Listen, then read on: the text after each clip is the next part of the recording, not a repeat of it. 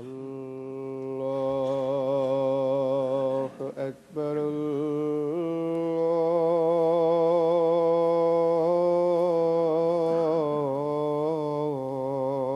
الله أكبر.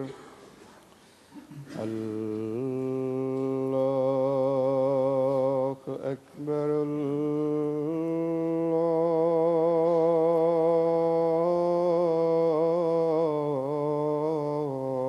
الله أكبر. أشهد أن لا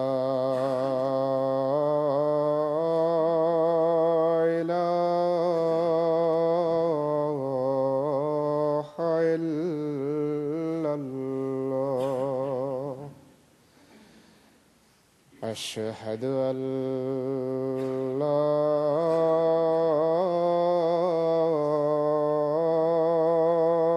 إله إلا الله.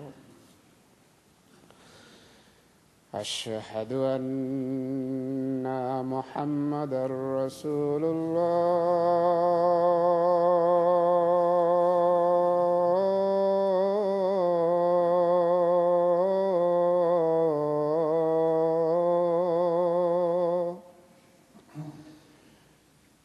أشهد أن محمدًا رسول الله. حي على الصلاة.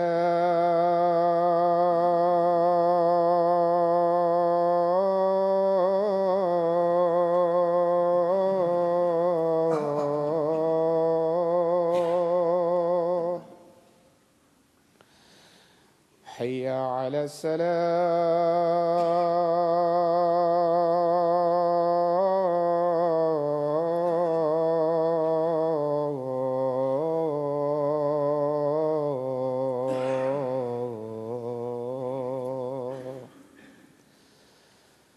حي على الفلاح.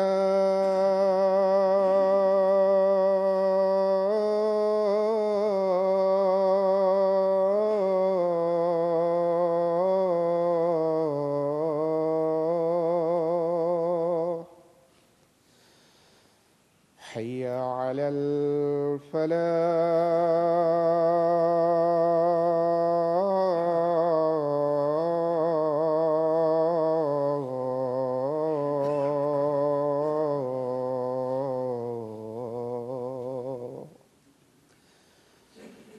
الله أكبر.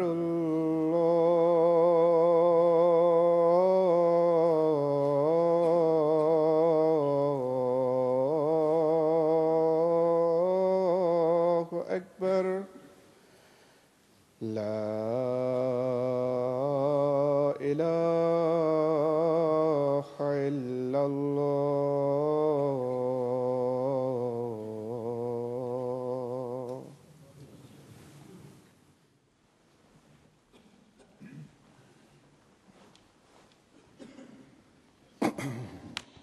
السلام عليكم ورحمة الله.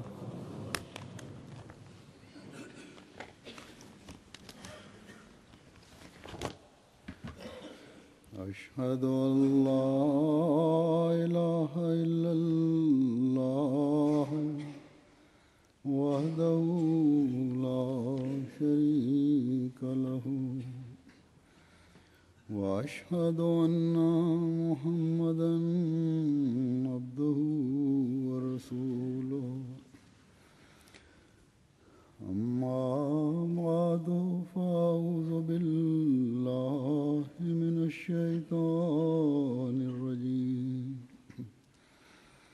بسم الله الرحمن الرحيم. الحمد لله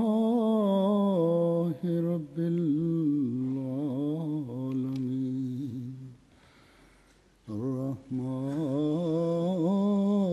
الرحيم.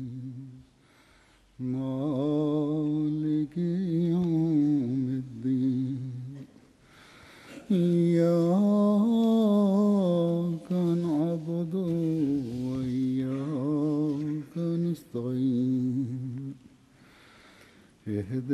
الصراط المستقيم صراط الذين أنعمت عليهم غير المغضوب عليهم ولا الضالين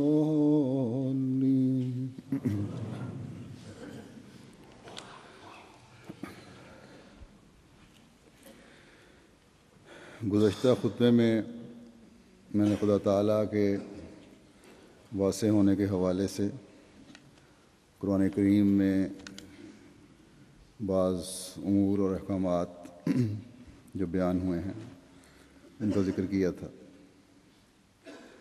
آج بھی یہی سلسلہ آگے چلے گا اور اس تسلسل میں بعض آیات کی روشنی میں جن میں متنوع اور مختلف قسم کے مضامین بیان کیے گئے ہیں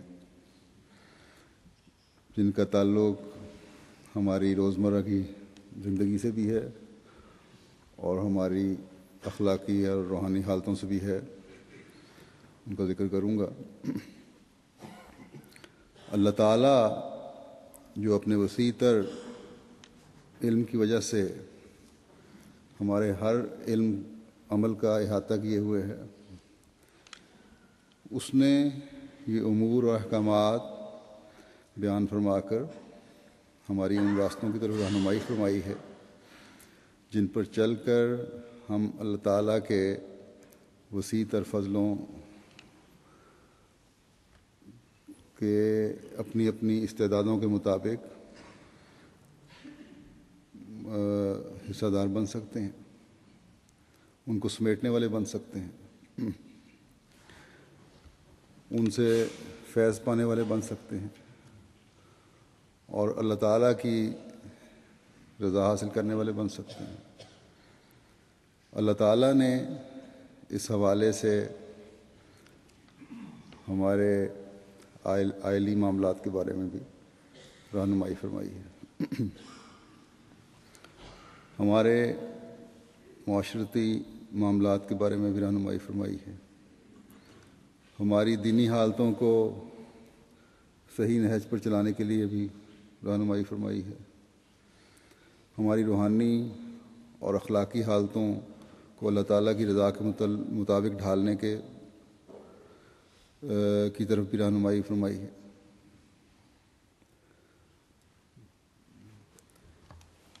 غرض ہر پہلو جو بھی انسانی زندگی کا ہے اس بارے میں خدا تعالیٰ مکمل احاطہ کیے ہوئے ہے اور اس بارے میں ہماری رہنمائی فرماتا ہے، کیونکہ انسان کو بھی خدا تعالیٰ نے اپنی صفات کو اپنانے کا حکم فرمایا ہے. اس لیے اس صفت کے حوالے سے اسے بھی اپنے روحانی اور اخلاقی مرتبوں کے حصول کے لیے اپنی کوششوں اور عملوں میں وسعت پیدا کرنے کا حکم دیا ہے تاکہ انسان اللہ تعالیٰ کا قرب پانے والا بن سکے. لیکن ساتھ ہی اللہ تعالیٰ نے ہمیں یہ بھی بتا دیا کہ مجھے کیونکہ تمہاری استعدادوں کا علم ہے اس لیے جو کام میں نے تمہارے سپرد کیے ہیں وہ تمہاری استعدادوں سے بڑھ کر نہیں ہیں، اور پھر ان استعدادوں کی وسعت بھی ہر انسان کی برابر نہیں ہوتی،